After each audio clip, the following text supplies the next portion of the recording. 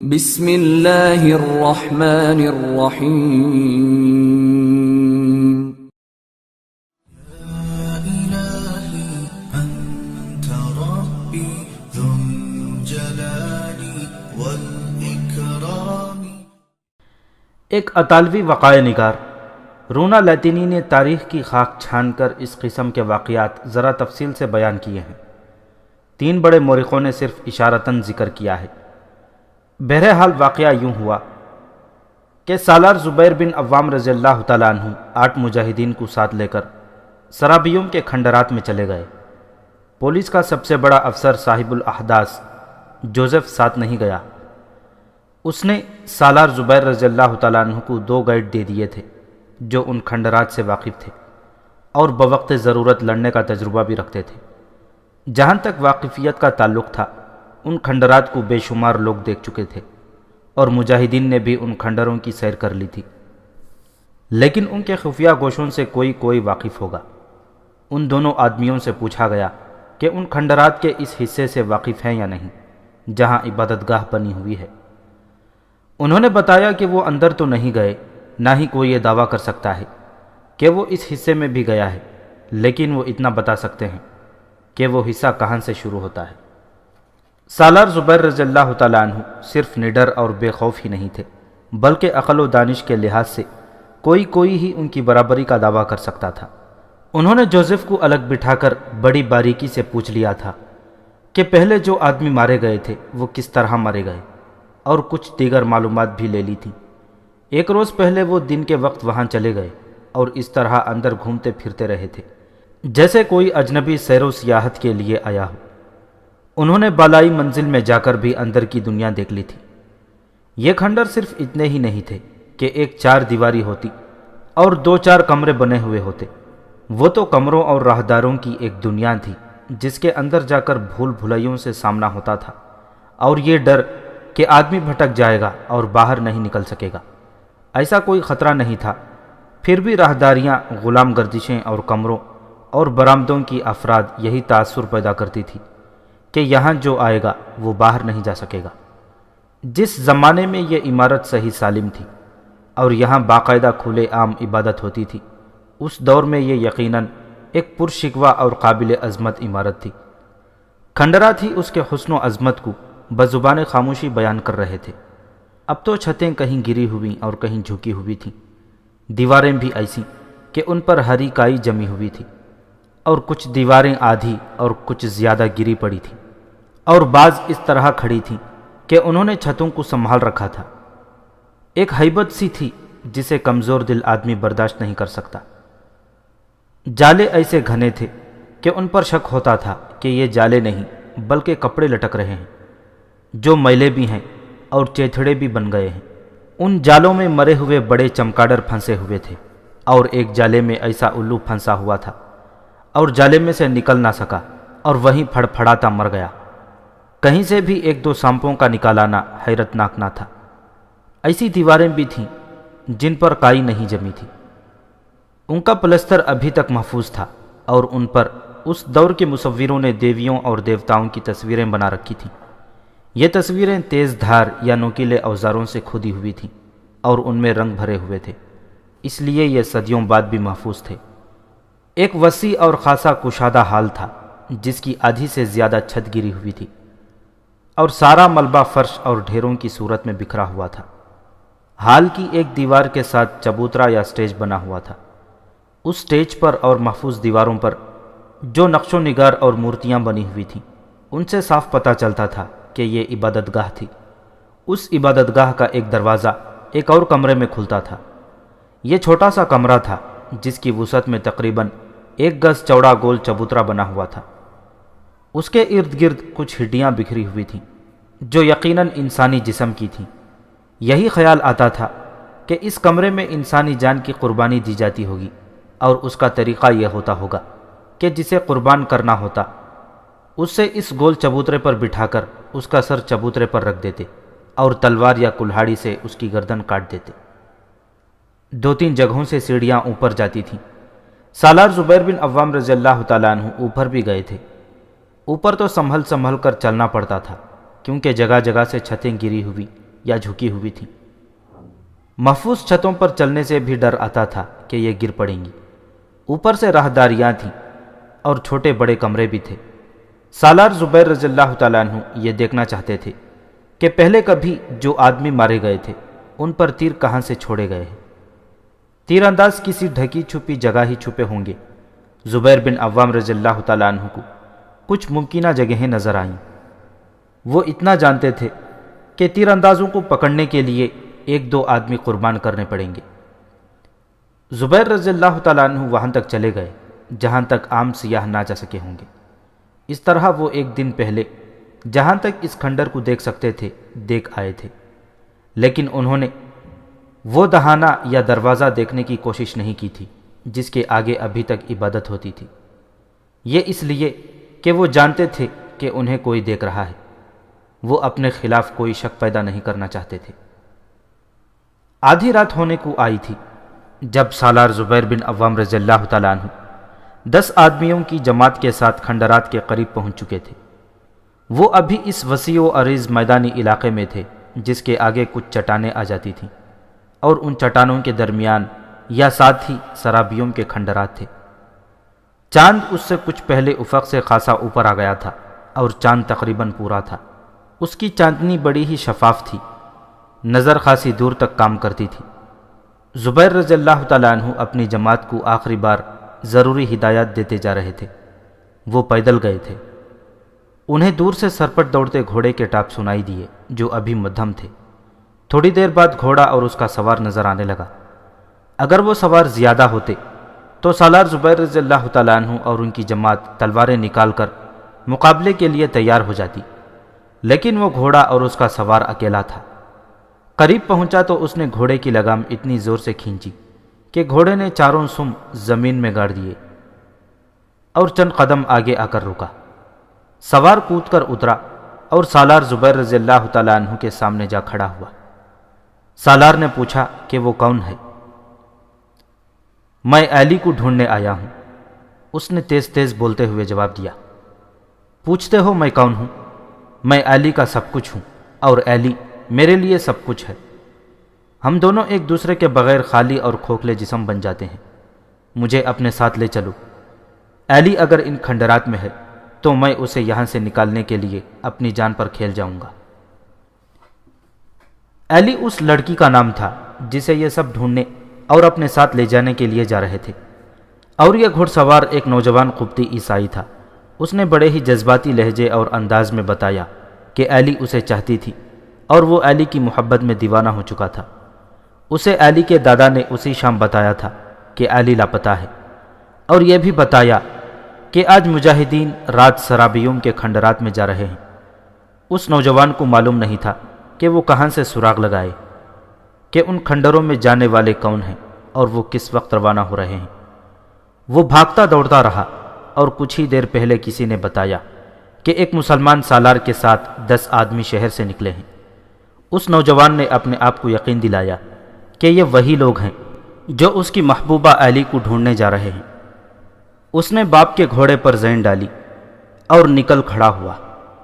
شہر کا صرف ایک دروازہ تھا جس سے رات کو انتہائی مجبوری کے تحت کسی کو باہر جانے دیا جاتا تھا۔ اس نوجوان نے باہر کی یہ وجہ بتائی کہ اسے اس جماعت کے ساتھ شامل ہونا ہے جو ایک سالار کے ساتھ گئی ہے۔ سالار کے نام سے اس کے لیے دروازہ کھل گیا اور وہ گھوڑا سرپٹ دوڑاتا سالار زبیر رضی اللہ تعالیٰ عنہ کے پاس جا پہنچا۔ اس نے سالار زبیر رضی اللہ تعالیٰ عنہ کو بتایا کہ ان کی محبت کا علی کے دادا کو اچھی طرح علم تھا۔ دادا علی کو کسی اور سے ملنے نہیں دیتا تھا، اور علی اتنی معصوم فطرت کی تھی کہ وہ کسی اور کی طرف دیکھتی بھی نہیں تھی۔ اس نوجوان نے جذبات سے مغلوب ہو کر رومانی سی باتیں شروع کر دیں کہ ان کی ملاقات کیسے ہوتی تھی اور علی کس طرح باتیں کرتی تھی۔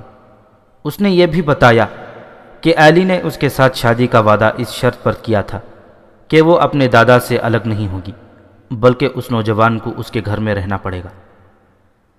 سالار زبیر بن عوام رضی اللہ تعالیٰ عنہ نے اسے کہا کہ جس مہم پر جا رہے ہیں وہ اس کے بس کی بات نہیں۔ ایسا نہ ہو کہ وہ جذباتی ہو کر کوئی ایسی حرکت کر بیٹھے کہ مہم سر ہوتے ہوتے ناکام ہو جائے اور پوری جماعت ہلاکت میں پڑ جائے۔ لیکن یہ نوجوان ایسا ضدی نکلا کہ اس نے منتیں شروع کر دیں اور کہا کہ وہ ان کے ساتھ نہ گیا تو یہ علی سے اس کی بے وفائی ہوگی۔ آخر اسے ساتھ لے لیا گیا اور سالار زبیر رضی اللہ تعالیٰ عنہ نے اسے کچھ ہدایات دیں اور کہا کہ وہ ان کے ساتھ رہے اور بالکل الگ نہ ہوں۔ جانبازوں کی اس جماعت میں 4 مجاہدین کے پاس تلواروں کے علاوہ کمانیں تھیں اور ایک ترکش تیروں سے بھری ہوئی بھی تھی۔ باقی سب کے پاس تلواریں تھیں اور 2 کے پاس تلواروں کے علاوہ برچیاں بھی تھیں۔ ان کے پاس 4-5 مشعلیں بھی تھیں، لیکن انہیں بوقت ضرورت سالار کے کہنے پر جلانا تھا۔ سالار زبیر رضی اللہ تعالیٰ عنہ کو امید تھی کہ اتنے روشن چاند کی چاندنی گری اور جھکی ہوئی چھتوں اور گری ہوئی دیواروں سے کھنڈر کے اندر جاتی ہوگی اور یہ روشنی کافی ہوگی۔ ان کا ارادہ یہ تھا کہ یہ مہم مشعلوں کی روشنی کے بغیر سر کی جائے۔ آگے چل پڑے، لیکن اس نوجوان کے پاس گھوڑا تھا جسے آگے نہیں لے جانا تھا۔ کچھ آگے جہاں سے چٹانیں شروع ہوتی تھیں وہاں درخت بھی تھے۔ گھوڑا ایک درخت کے ساتھ باندھ دیا گیا اور یہ جماعت آگے چلی گئی، اور جب کھنڈرات میں داخل ہونے لگی تو سالار زبیر رضی اللہ تعالیٰ عنہ رک گئے۔ آخری بات سن لو، سالار زبیر رضی اللہ تعالیٰ عنہ نے کہا، یہ ذہن میں رکھ کر کہ ان کھنڈرات میں داخل ہونا کہ انہیں کسی کی آنکھیں دیکھ رہی ہیں جنہیں ہم نہیں دیکھ سکتے۔ یہ بھی سوچ لو کہ ہم میں کچھ ایسے بھی ہوں گے جو زندہ واپس نہیں جا سکیں گے۔ اللہ کا نام لو اور آگے بڑھو۔ کھنڈرات میں داخل ہوئے، دونوں گائیڈ آگے آگے تھے۔ سالار زبیر بن عوام رضی اللہ تعالیٰ عنہ نے ایک روز پہلے اندر جا کر راستے دیکھ لیے تھے۔ گائیڈ انہیں کسی اور طرف لے جا رہے تھے۔ سالار نے بڑی دھیمی آواز میں کہا کہ اب تیر انداز ایک تیر کمانوں میں ڈال لے اور دوسرے اپنی تلواریں نکال لیں۔ چاندنی اندر آ تو رہی تھی، لیکن بعض راہداریاں بالکل تاریک تھیں۔ اندر خاموشی طاری تھی۔ اس ہیبت ناک خاموشی کو ایک الو کی آواز نے توڑا۔ الو 3 بار بولا۔ ایسے بھیانک کھنڈروں میں الو ہی بول سکتا تھا۔ یہ الو کی آواز ہے، سالار زبیر بن عوام رضی اللہ تعالیٰ عنہ نے کہا، لیکن یہ کسی انسان کے منہ سے نکلی ہوئی آواز بھی ہو سکتی ہے۔ اس عبادت گاہ کے چوکیدار نے الو کی طرح بول کر اپنے سوئے ہوئے ساتھیوں کو خبردار کیا ہوگا۔ راہداریوں کے چند ایک موڑ مڑ چکے تو ایک کھلا راستہ آ گیا۔ اچانک یوں ہوا جیسے بڑی تیز آندھی آ گئی ہو اور اس کے ساتھ ہلکی ہلکی چیخیں سنائی دینے لگیں۔ گائیڈ فوراً بیٹھ گئے اور باقی سب سے کہا کہ وہ بھی بیٹھ جائیں۔ ایسے لگتا تھا جیسے ہوا کے تیز جھونکے سر کے اوپر سے گزر رہے ہوں۔ یہ کوے جتنے بڑے بلکہ اس سے بھی بڑے پروں والے چمگادڑ تھے جو چھتوں کے ساتھ الٹے لٹکے رہتے تھے۔ ان کی دنیا میں ذرا سے بھی مداخلت ہوتی تو یہ اسی طرح سینکڑوں اور ہزاروں کی تعداد میں اڑ جاتے ہیں اور سب کا رخ ایک ہی طرف ہوتا ہے۔ یہ طوفان باہر نکل گیا تو جانبازوں کی یہ جماعت اٹھ کر آگے کو چلی۔ اس کھنڈر کا صحن تھا ہی نہیں، چھتیں ہی چھتیں تھیں۔ 2-3 کشادہ کمروں اور برآمدوں میں سے گزرے تو ایک گری ہوئی چھت سے چاندنی آ رہی تھی اور اندر کا سارا منظر نظر آ رہا تھا۔ ایک طرف سیڑھیاں تھیں۔ سالار زبیر رضی اللہ تعالیٰ عنہ نے ان سیڑھیوں کو پہچان لیا اور اپنی جماعت کے اس آدمی کو سیڑھیوں پر چڑھ جانے کو کہا جسے وہ پہلے بتا چکے تھے کہ اوپر جا کر کہاں جانا ہے اور کیا کرنا ہے۔ یہ جانباز مجاہد تیر انداز تھا۔ اسی طرح 2 اور سیڑھیوں سے سالار زبیر رضی اللہ تعالیٰ عنہ نے 2 جانبازوں کو اوپر بھیج دیا۔ انہیں خبردار کر دیا گیا تھا کہ چھتیں کچھ تو گری ہوئی ہیں اور کچھ ویسے ہی جھک گئی ہیں، ان سے خبردار رہیں ورنہ نیچے آ پڑیں گے۔ کبھی تو یوں چیخ نما آواز آتی تھی جیسے چڑیلیں چیخ اٹھی ہوں۔ قدم گھسیٹنے کی بھی کہیں سے آواز آتی تھی اور یوں لگتا تھا جیسے مرے ہوئے گنہگاروں کی بدروہیں اس ہیبت ناک ویرانے میں گھوم پھر رہی ہوں۔ لگتا یوں تھا جیسے یہ بدروہیں کسی نہ کسی روپ میں نظر آ جائیں گی، لیکن وہاں ملبے کے ڈھیروں کے سوا کچھ بھی نہ تھا۔ آخر جانبازوں کی یہ جماعت اس ہال میں پہنچی جہاں ایک دیوار کے ساتھ سٹیج جیسا چبوترا بنا ہوا تھا۔ یہ اس ہال کی نصف چوڑائی جتنا لمبا تھا۔ اس کے دونوں طرف اور اس کے آگے بھی ملبہ پڑا ہوا تھا۔ دونوں گائیڈ آگے چلے گئے اور ملبے کے ایک ڈھیر پر جا چڑھے۔ ان دونوں میں سے ایک کی ہلکی سی چیخ سنائی دی۔ دوسرا دوڑتا ہوا ملبے کے ڈھیر سے نیچے آ گیا۔ کسی طرف سے چاندنی کی کرنیں اندر آ رہی تھیں۔ اس کے ساتھ ہی اوپر سے کسی کو گرنے کا دھماکہ سنائی دیا۔ یہ کوئی آدمی ہی ہو سکتا تھا، چاندنی کی روشنی کافی نہیں تھی۔ سالار زبیر رضی اللہ تعالیٰ عنہ نے کہا کہ فوراً مشل جلا لو۔ مشل والے ایک مجاہد نے مشل جلا دی۔ پہلے اپنے گائیڈ کو دیکھا جو گرا پڑا تھا، پھر اس کی گردن کے ایک طرف سے تیر داخل ہوا اور دوسری طرف سے تھوڑا سا باہر آ گیا تھا۔ گائیڈ تڑپ رہا تھا۔ سالار زبیر رضی اللہ تعالیٰ عنہ نے دیکھا کہ تیر کے سامنے والی نوک باہر آئی ہوئی ہے، تو انہوں نے دوسری طرف سے تیر توڑ دیا اور نوک والی طرف سے پکڑ کر کھینچا اور تیر باہر نکل آیا، لیکن گائیڈ کے بچنے کی کوئی امید نہیں تھی۔ خون کا فوارہ پھوٹ رہا تھا، یقیناً شہ رگ کٹ گئی تھی۔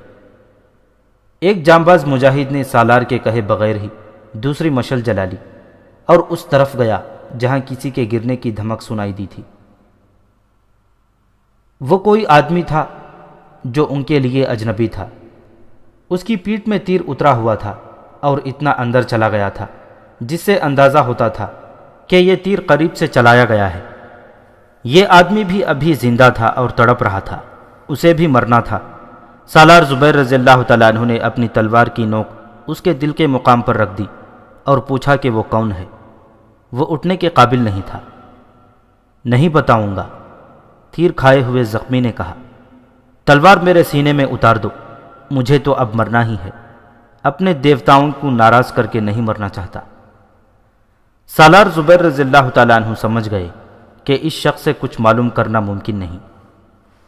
بات بالکل صاف تھی۔ گائیڈ اس جگہ تک پہنچ گئے تھے جہاں سے راستہ خفیہ عبادت گاہ تک جاتا تھا۔ یہ شخص کسی چھت پر بیٹھا دیکھ رہا تھا۔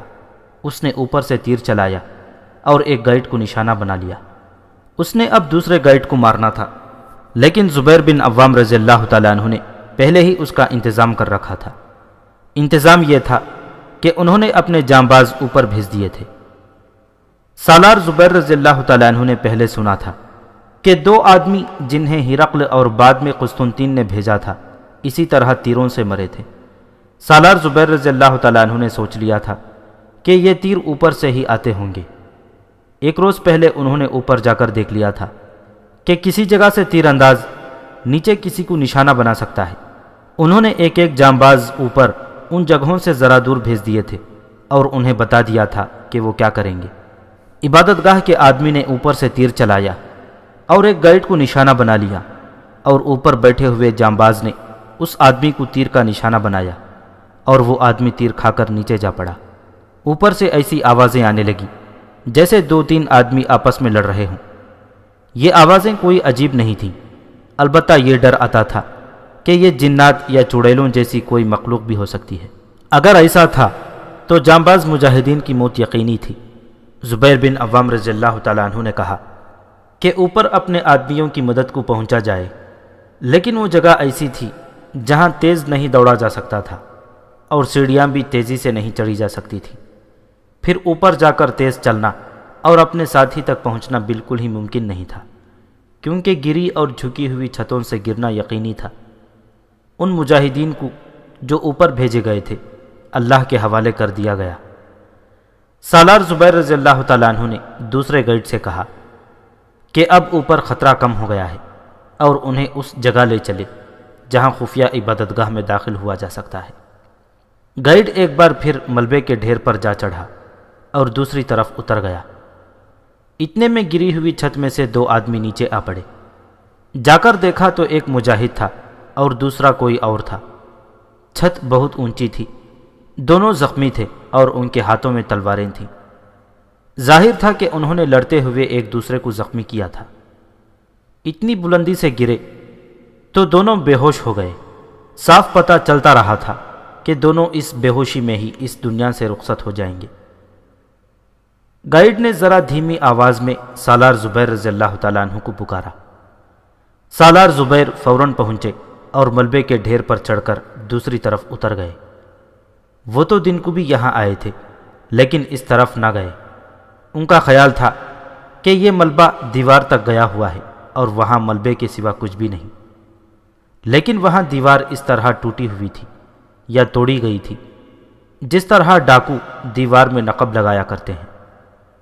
یہ شگاف اتنا اونچا اور چوڑا تھا کہ ایک آدمی ذرا جھک کر اس کے اندر جا سکتا تھا۔ زبیر رضی اللہ تعالیٰ عنہ اس شگاف میں داخل ہونے لگے تو ایک آواز نے ان کے قدم روک دیے۔ یہیں سے واپس چلے جاؤ۔ شگاف میں سے آواز گونجی، آگے بڑھو گے تو تمہاری بادشاہی ٹکڑے ٹکڑے ہو کر بکھر جائے گی اور یہی انجام تمہارے خاندان کا ہوگا۔ یہ بھاری اور گونجدار آواز کچھ دیر کھنڈرات میں بھٹکتی رہی اور اس کی گونج آہستہ آہستہ مدھم ہوتی ختم ہو گئی۔ سالار زبیر رضی اللہ تعالیٰ عنہ نے پیچھے ہٹنے کے بجائے قدم آگے بڑھائے اور جانبازوں سے کہا کہ ان کے پیچھے آئیں۔ ہرقل کا انجام یاد کرو۔ آواز پھر گونجی، روم کی سلطنت کی تباہی سے عبرت حاصل کرو۔ زبیر رضی اللہ تعالیٰ عنہ اپنے جانبازوں کے ساتھ آگے بڑھتے گئے۔ یہ ایک سرنگ سی تھی جو شگاف سے زیادہ اونچی اور چوڑی تھی۔ 2-3 قدم ہی آگے گئے ہوں گے تو آواز پھر بلند ہوئی، ہم یہاں سے نہیں اگلے جہاں سے بول رہے ہیں۔ پہلے جیسی آواز گرجی، ابھی وقت ہے، 2 قدم اور آگے بڑھائے تو زندہ واپس نہیں آ سکو گے۔ سالار زبیر رضی اللہ تعالیٰ عنہ نے اپنے جانبازوں سے کہا کہ وہ سرنگ میں ہی ٹھہریں اور خود واپس آئے اور شگاف میں سے باہر نکلے۔ اگر تم زندہ رہنا چاہتے ہو تو میرے سامنے آ جاؤ۔ زبیر بن عوام رضی اللہ تعالیٰ عنہ نے بلند آواز سے کہا، تم زندہ رہو گے، ہماری بادشاہی نہیں، بادشاہی اللہ کی ہے جسے کوئی انسان تباہ نہیں کر سکتا۔ ہم گنہگاروں کو اللہ کا راستہ دکھانے آئے ہیں، عبادت صرف اللہ کی جاتی ہے۔ اگر میرے سامنے خود ہی نہیں آ جاؤ گے تو زندہ نہیں رہ سکو گے۔ سالار زبیر رضی اللہ تعالیٰ عنہ تھوڑی دیر جواب کا انتظار کرتے رہے، لیکن انہیں کوئی جواب نہ ملا۔ وہ پھر شگاف کے اندر چلے گئے۔ ایک مجاہد نے جلتی ہوئی مشل اٹھا رکھی تھی۔ یہ سرنگ ختم ہوئی تو آگے راستہ بند تھا اور 2 راستے نکلتے تھے، ایک دائیں اور ایک بائیں کو۔ بائیں طرف دیکھا تو یہ بھی سرنگ سی ہی تھی اور کچھ لمبی بھی تھی۔ اس کے اگلے سرے پر جہاں یہ ختم ہوتی تھی ہلکی ہلکی روشنی نظر آ رہی تھی۔ سالار زبیر رضی اللہ تعالیٰ عنہ اس طرف مڑ گئے۔ جانبازوں گھبرانا نہیں، سالار زبیر رضی اللہ تعالیٰ عنہ نے اپنی جماعت سے کہا، اندر کوئی فوج نہیں ہوگی، اللہ کو اپنے ساتھ سمجھو، ہم کسی کا خزانہ لوٹنے نہیں آئے، ہم یہاں اللہ کا یہ فرمان پہنچانے آئے ہیں کہ عبادت کے لائق صرف اللہ ہے۔ اس سرنگ سے نکلے تو سامنے ایک کشادہ کمرہ تھا جس کے ایک کونے میں چھوٹا سا فانوس جل رہا تھا۔ کمرے میں 4-5 اچھی قسم کے پلنگ رکھے تھے۔ کمرے کے وسط میں ایک بوڑھا آدمی جو لمبے چوغے میں ملبوس تھا اور سر پر مصری ٹوپی اور ٹوپی پر رومال پڑا ہوا تھا، کھڑا اس طرف دیکھ رہا تھا جس طرف سے زبیر رضی اللہ تعالیٰ عنہ اور ان کے جانباز داخل ہوئے تھے۔ اس کے پیچھے 4-5 آدمی ہاتھوں میں تلواریں لیے کھڑے تھے۔ یہ شخص بہت ہی بوڑھا تھا لیکن جوانوں کی طرح سیدھا کھڑا تھا، اس کے جسم میں ذرا سا بھی جھکاؤ نہیں تھا۔ سالار زبیر رضی اللہ تعالیٰ عنہ نے اپنے جانبازوں کو ابھی سامنے نہیں آنے دیا، وہ اکیلے ہی سرنگ سے نکل کر رک گئے تھے۔ یہاں مرنے کے لیے آئے ہو؟ بوڑھے نے کہا، ہم تمہاری یہ خواہش پوری کر سکتے ہیں، لیکن اس عمر میں مجھے اس گناہ سے بچا لو تو یہ تمہاری بہت بڑی نیکی ہوگی۔ میں کسی کا خون بہانا بہت بڑا گناہ سمجھتا ہوں۔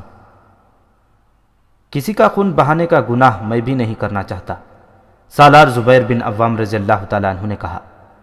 میں سمجھ گیا ہوں کہ تم اس عبادت گاہ کے راہب ہو۔ میں تمہیں بتانے آیا ہوں کہ صرف اللہ کی عبادت کی جاتی ہے اور تمہاری یہ عبادت محض باطل ہے۔ یہ بند کرو اور ہمارے ساتھ چلے چلو، تمہیں پورے احترام کے ساتھ رکھا جائے گا۔ اے نادان انسان، بوڑھے راہب نے کہا، تو ہرقل سے بڑھ کر طاقتور نہیں، تو یہاں تک آ گیا ہے۔ ہرقل کے آدمی اس راستے کے منہ پر ہی پہنچے تھے کہ تیر ان کے جسموں میں اتر گئے۔ پھر سلطنت روم جس انجام کو پہنچی وہ تو نے دیکھا ہے۔ پھر ہرقل کو ہم نے اس دنیا سے ہی اٹھا دیا۔ میں تیری جان بخشی کرتا ہوں اور تیری جرأت کی تعریف کرتا ہوں کہ تو یہاں تک آ گیا ہے۔ جا، واپس چلا جا، ورنہ میرے یہ آدمی تیرے جسم کو کئی حصوں میں کاٹ کر انہی کھنڈروں میں گم کر دیں گے۔ لڑکی میرے حوالے کر دو، سالار زبیر رضی اللہ تعالیٰ عنہ نے کہا، پھر اپنے آپ کو بھی میرے حوالے کر دو۔ بوڑھے راہب کو شاید غلط فہمی تھی کہ سالار زبیر رضی اللہ تعالیٰ عنہ اکیلے آئے ہیں۔ اس نے کوئی اور بات نہ کی، اپنے پاس کھڑے 4 آدمیوں کی طرف دیکھ کر سر سے ہلکا سا اشارہ کیا۔ چاروں آدمی تلواریں سونت کر زبیر بن عوام رضی اللہ تعالیٰ عنہ کی طرف بڑی تیزی سے آئے۔ زبیر ان کے مقابلے کے لیے آگے بڑھے۔ ان 4 آدمیوں نے سالار زبیر کو گھیر لیا اور اس وقت اچانک تمام جانباز مجاہدین سرنگ سے نکلے اور ان آدمیوں پر ٹوٹ پڑے۔ ان جانبازوں کے ساتھ ایک گائیڈ اور دوسرا وہ نوجوان بھی تھا جو گمشدہ لڑکی کو تلاش کرنے آیا تھا اور اس لڑکی کو دل و جان سے چاہتا تھا۔ ٹھہر جاؤ، بوڑھے راہب نے بلند آواز سے کہا۔ اس کی کسی نے نہ سنی۔ اس کے 4 آدمی مجاہدین کی تلواروں سے کٹ کر گر چکے تھے اور سالار زبیر رضی اللہ تعالیٰ عنہ کی تلوار کی نوک اس راہب کے پہلو کے ساتھ لگی ہوئی تھی۔ زبیر اسے کہہ رہے تھے کہ لڑکی ان کے حوالے کر دو۔ راہب حیرت زدگی اور غم زدگی کی کیفیت میں بت بنا کھڑا رہا۔ اس نے جیسے سالار زبیر کی بات سنی ہی نہ تھی۔ میں یہاں ہوں، ایک لڑکی کی چیخ نما آواز سنائی دی۔ سب نے ادھر دیکھا۔ 15-16 سال عمر کی بڑی خوبصورت لڑکی ایک دروازے سے نکل رہی تھی۔ اسے کوئی بھی نہیں پہچانتا تھا۔ ایلی کی تلاش میں آنے والے نوجوان نے اسے دیکھا تو دوڑ کر اس تک پہنچا اور اسے اپنے بازوؤں میں لے کر اپنے ساتھ بھینچ لیا۔ لڑکی کے بازو بھی اس کے گرد لپٹ گئے۔ گمشدہ لڑکی مل گئی تھی۔ سالار زبیر رضی اللہ تعالیٰ عنہ 2-3 جانبازوں کو ساتھ لے کر اس دروازے میں داخل ہوئے جس سے لڑکی باہر آئی تھی۔ دروازے کے کیواڑ تھے ہی نہیں، دمک نے کھا لیے ہوں گے۔ وہ بھی ایک ایسا کمرہ تھا جس میں ایک پلنگ کے قریب گائے کا ایک بچڑا بندھا ہوا تھا۔ یہ ابھی چھوٹا تھا۔ وہ اس قدر دھلا دھلایا تھا کہ اس کے بال مشعلوں کی روشنی میں چمک رہے تھے۔ بڑا ہی پیارا لگتا تھا۔ بات بالکل صاف تھی۔ اس بچڑے کو اور اس لڑکی ایلی کو ایبس بچڑے کے نام پر قربان کرنا تھا۔ جوزف کا شک صحیح نکلا۔ اس کمرے کی تلاشی لینے لگے تو پلنگ کے نیچے سے ایک آدمی چھپا ہوا برآمد ہوا۔ اس نے اپنے ساتھیوں کو لہو لہان ہو کر گرتے دیکھ لیا ہوگا اور پلنگ کے نیچے جا چھپا۔ اسے ساتھ لے کر اس کمرے سے نکلے اور اس کمرے میں گئے جہاں اب خون بہہ رہا تھا اور لاشیں پڑی تھیں۔ ان لاشوں سے ذرا ہٹ کر بوڑھا راہب پیٹھ کے بل فرش پر پڑا ہوا تھا۔ ایک تلوار اس کے سینے سے ذرا نیچے جسم میں اتری ہوئی تھی۔ بوڑھا تلوار کو اپنے جسم سے نکالنے کی ذرا سے بھی کوشش نہیں کر رہا تھا۔ اسے کس نے مارا ہے؟ زبیر بن عوام رضی اللہ تعالیٰ عنہ نے بڑے غصے سے اپنے جانبازوں سے پوچھا۔ تمہیں کس نے حکم دیا تھا کہ اسے بھی مار ڈالو؟ مجاہدین حیرت سے ایک دوسرے کی طرف دیکھنے لگے۔ آخر ایک مجاہد نے بتایا کہ اس راہب نے اپنے ایک آدمی کی گری ہوئی تلوار اٹھائی تھی۔ لگتا تھا کہ وہ مجاہدین کا مقابلہ کرنا چاہتا ہے، لیکن اس نے تلوار کا دستہ دونوں ہاتھوں میں پکڑ کر تلوار کی نوک اپنے سینے پر رکھی اور بڑی زور سے دباؤ ڈال کر تلوار اپنے جسم میں اتار لی۔ اس نے خودکشی کی تھی۔ سالار زبیر بن عوام رضی اللہ تعالیٰ عنہ نے دور سے ہی دیکھ لیا تھا کہ بوڑھا ابھی زندہ ہے۔ وہ دوڑتے پہنچے اور اس کے پیٹ اور سینے کے درمیان اتری ہوئی تلوار نکال لی، لیکن اس کا زندہ رہنا ممکن نہ تھا۔ تلوار پیٹھ تک چلی گئی تھی۔ جسم کے اس حصے میں تلوار اتر جائے تو یہ زخم موت کا باعث تو ضرور ہی بن جاتا ہے، لیکن مرتے مرتے بعض اوقات 1 گھنٹہ لگ جاتا ہے۔ سالار زبیر رضی اللہ تعالیٰ عنہ نے راہب کو بٹھا لیا اور پوچھا کہ اس نے خودکشی کیوں کی ہے۔ میں کسی کے ہاتھوں گرفتار نہیں ہونا چاہتا، بوڑھے راہب نے کہا۔ میری عبادت گاہ نہیں رہی، میرا مذہب تم نے پراگندہ کر دیا ہے، تو میں اب جی کر کیا کروں گا؟ میں جانتا ہوں تم مسلمان ہو اور تمہارے مذہب سے بھی کچھ واقفیت حاصل کر لی ہے، لیکن مجھے یہ نہ کہنا کہ میرا مذہب باطل تھا۔ میں نے 90 برس اس عبادت گاہ میں عبادت کی بھی ہے اور کروائی بھی ہے۔ صرف ایک بات بتا دو، سالار زبیر رضی اللہ تعالیٰ عنہ نے پوچھا۔ کیا میرا یا میری قوم کا یا میری قوم کی حکومت کا انجام واقعی برا ہوگا؟ کیا ہرقل کو اس لیے شکست پہ شکست ہوئی تھی کہ اس نے تمہارے مذہب اور تمہاری عبادت گاہ میں مداخلت کی تھی؟ ہاں، یہ بالکل ٹھیک ہے، راہب نے درد کی شدت پر قابو پاتے ہوئے کہا۔ تم ہرقل کی طرح ڈرے نہیں، اس لیے میں یہ کہہ سکتا ہوں کہ تمہارا انجام شاید برا نہ ہو۔ تم نے اپنے دل میں ایک یقین پختہ کر رکھا ہے، اور اس یقین یا عقیدے کے ساتھ تمہاری روحانی وابستگی اور وفاداری ہے۔ جس شخص میں یہ خوبی ہوتی ہے وہ کبھی برے انجام کو نہیں پہنچتا۔ زبیر بن عوام رضی اللہ تعالیٰ عنہ اس سے کچھ اور ضروری باتیں پوچھنا چاہتے تھے، اور راہب مر رہا تھا، اس لیے انہوں نے یہ پوچھا کہ اس لڑکی کو کیوں اغوا کیا گیا تھا۔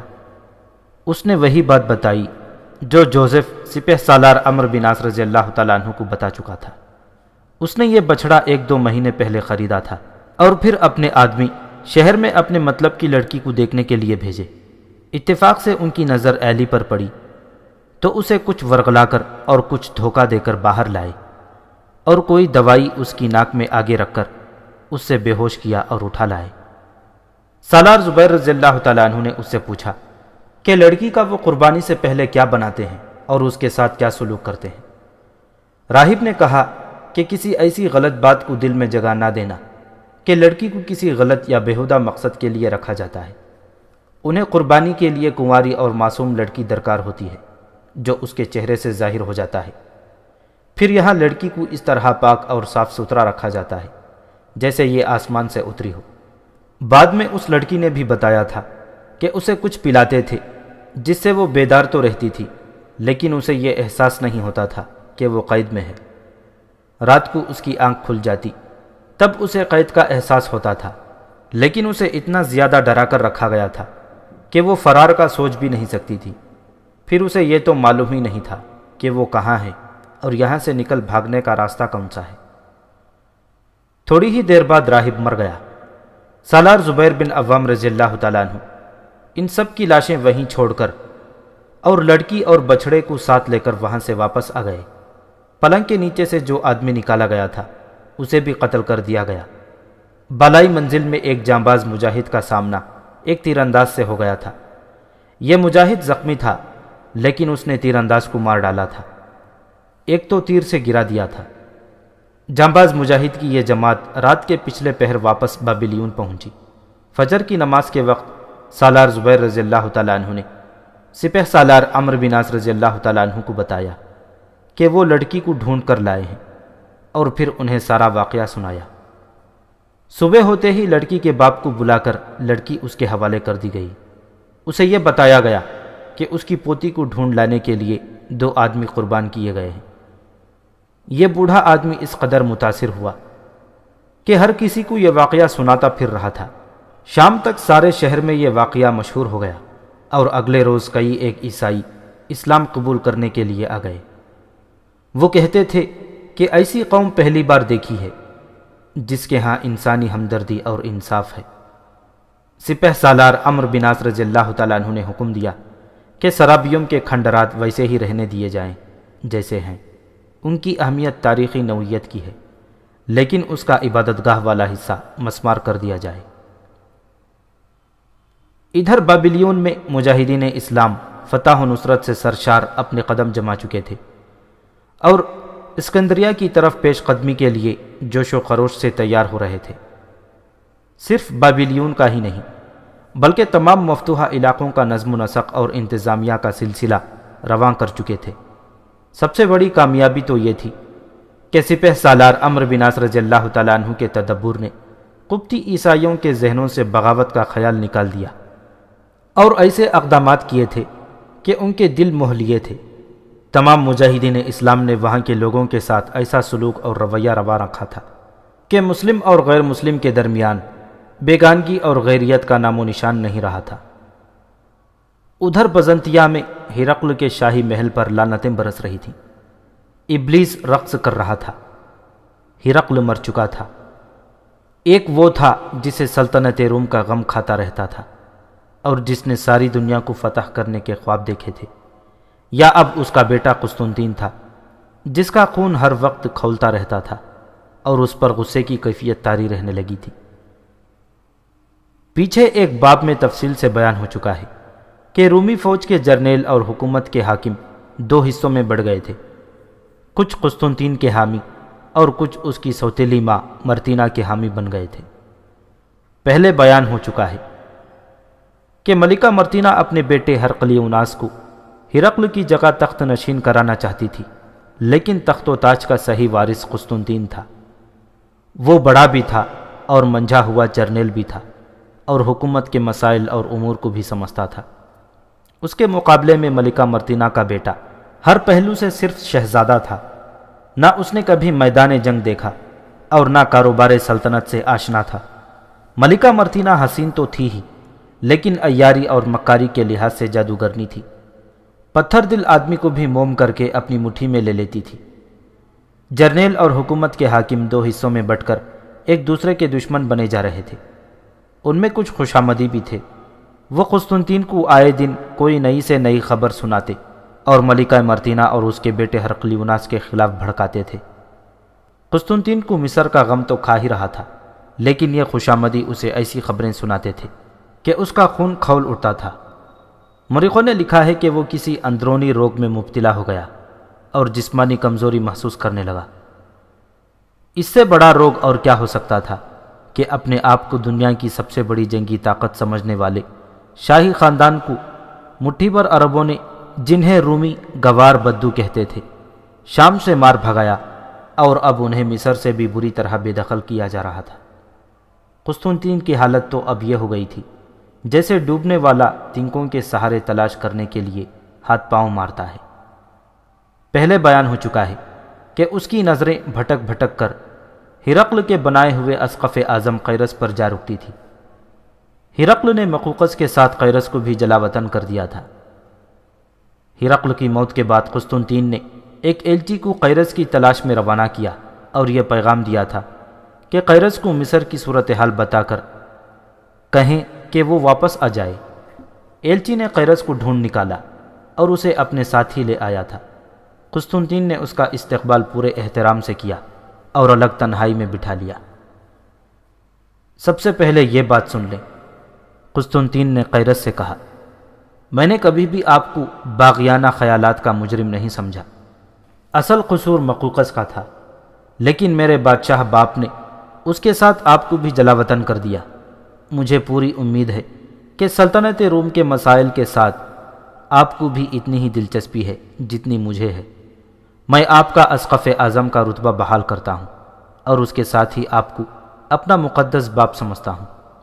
اس کے بعد قسطنطین نے قیرس کو مصر کی ساری صورتحال بتائی اور پھر بزنطیہ میں جو محلاتی سازشیں اور قدورتیں چل رہی تھیں وہ بھی تفصیل سے سنائیں۔ پھر کہا کہ وہ مصر میں اپنی فوج کو کمک بھیجنا چاہتا ہے، لیکن یہاں تو دو دھڑے ہو چکے ہیں جنہوں نے فوج کو تقسیم کر لیا ہے۔ اس نے کہا کہ بظاہر فوج یکجا ہے، لیکن فوج کے دل آپس میں پھٹ گئے ہیں۔ مجھے صرف ایک بات بتاؤ، قیرس نے پوچھا، میں کیا کر سکتا ہوں اور میرے فرائض کیا ہیں؟ بات بالکل مختصر کروں گا، قسطنطین نے کہا۔ پہلے تو آپ ملکہ مرتینہ سے کہیں کہ وہ تخت کی جانشینی کے مسئلے سے پہلے ہمیں مہلت دیں کہ ہم ان عربوں کو مصر سے نکال دیں گے، اور پھر یہ جو خانہ جنگی کی صورتحال بن رہی ہے یہ ختم ہو جائے تو میں آپ کے ساتھ زیادہ سے زیادہ کمک مصر بھیجوں گا۔ مجھے اطلاع ملی ہے کہ قبطی عیسائی مسلمانوں کے دوست بنتے جا رہے ہیں اور ان کے ساتھ ہر طرح تعاون کرتے ہیں۔ مجھے یہ خطرہ نظر آ رہا ہے کہ مصر کے جو علاقے ابھی ہماری سلطنت میں ہیں ان علاقوں میں بھی قبطی ہمارے خلاف بغاوت کر دیں گے۔ آپ کچھ مبلغ ساتھ لے جائیں گے جو قبطیوں کو سلطنت روم کا وفادار بنانے کی کوشش کریں گے۔ آپ کو بھولنا نہیں چاہیے، قیرس نے کہا، قبطیوں کے دلوں میں ہمارے خلاف انتقام کی آگ سلگ رہی ہے۔ شاہ ہرقل نے جس بے دردی سے قبطی عیسائیوں کا قتل عام میرے ہاتھوں کروایا ہے وہ قبطی کبھی بھول نہیں سکتے۔ قبطیوں کو ساتھ ملانے کا طریقہ یہ ہے کہ آپ اعلان کر دیں کہ شاہ ہرقل نے جو عیسائیت بنائی تھی وہ منسوخ کی جاتی ہے، اور اصل عیسائیت وہ ہے جو یسوع مسیح سے ہمیں ملی ہے۔ میں ملکہ مرتینہ سے ملوں گا اور اسے قائل کرنے کی پوری کوشش کروں گا کہ وہ تخت و تاج کی وراثت کو ابھی متنازع نہ بنائے اور اپنے آپ کو سلطنت روم کی ملکہ نہ سمجھے۔ ان دونوں نے طے کیا کہ کل جرنیلوں کا ایک اجلاس بلایا جائے اور یہ مسائل اور یہ صورتحال ان کے آگے رکھی جائے۔